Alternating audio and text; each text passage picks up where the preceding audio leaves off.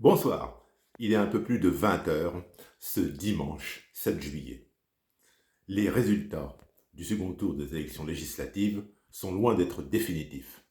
Mais ce qui est déjà définitif, c'est qu'il n'y aura pas de majorité absolue pour aucune force en présence.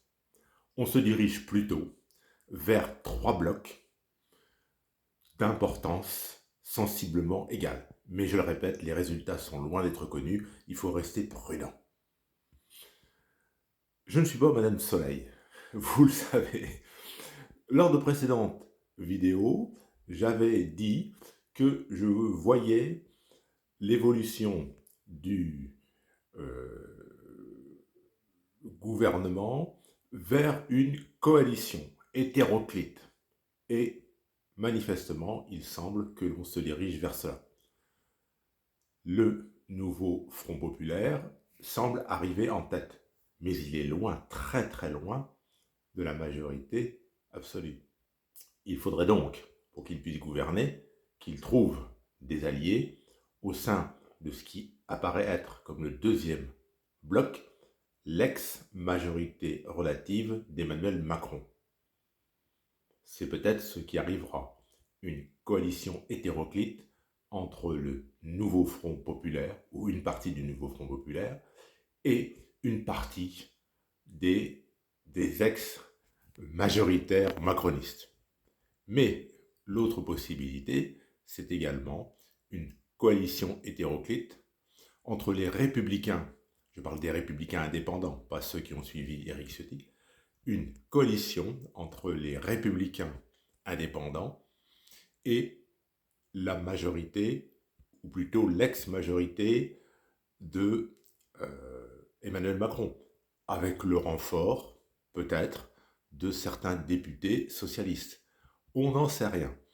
Donc, je ne suis pas mécontent des analyses que j'avais développées lors de précédentes vidéos, en rappelant que je ne suis pas du tout voyant, simplement je suis une vieille personne qui a vu pas mal d'élections, et j'avoue que je sentais venir le coup, l'absence de majorité absolue. Ce qui veut dire que la France va s'aligner sur ce que font les pays européens voisins, c'est-à-dire une coalition entre partis politiques au départ opposés.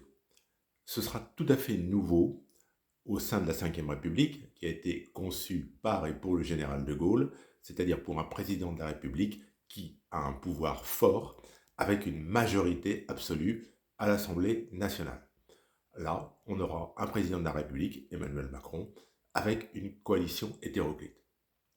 Ce qui ressort également, chacun en pense ce qu'il veut, chacun a voté comme il le souhaitait dans le secret d'isoloir, c'est qu'Emmanuel Macron, finalement, a bien joué son coup. Il était dans une situation de blocage avec une majorité présidentielle relative. On a bien vu que ça ne fonctionnait pas. Il fallait recourir sans cesse au 49-3, c'était une situation de blocage. Il a dissous l'Assemblée, et maintenant, il est clair qu'il faut une coalition. Elle s'imposera. Il faudra que le pays soit gouverné, donc elle s'imposera. Donc Emmanuel Macron va rester à l'Élysée, il lui reste 3 ans, et il va, à mon avis, finir son mandat. Parce que, bien évidemment, dans 1 an, Emmanuel Macron ne procédera pas à une nouvelle dissolution. Parce qu'il sait très bien quelle est la nature des hommes. Cette coalition hétéroclite va se faire, tant bien que mal. Il y aura l'odeur des postes de ministres, de secrétaires d'État. Et oui, la chair est faible, mais aussi la nature humaine, les esprits sont faibles. Donc cette coalition hétéroclite, elle va se faire. Il faut attendre, je le répète, les résultats définitifs, parce que ça va être des tractations très longues. On n'est pas habitué à ça en France. Mais bon, je le répète, nos voisins européens, eux, sont coutumiers de ces coalitions hétéroclites. Est-ce qu'elle tiendra, cette coalition hétéroclite? Je n'en sais rien. J'avoue avoir quelques doutes. Je pense qu'on entre dans une période d'incertitude, d'instabilité gouvernementale.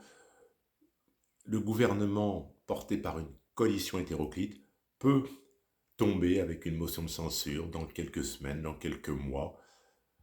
On revient un peu au système de la quatrième République, la République des partis politiques, qui sont les maîtres du jeu politique. Est-ce que les Françaises et les Français y trouveront leur compte? Je n'en sais rien. Il faut laisser le temps au temps. Nous verrons bien ce qu'il en est. Je vous souhaite une bonne fin de soirée. Au revoir.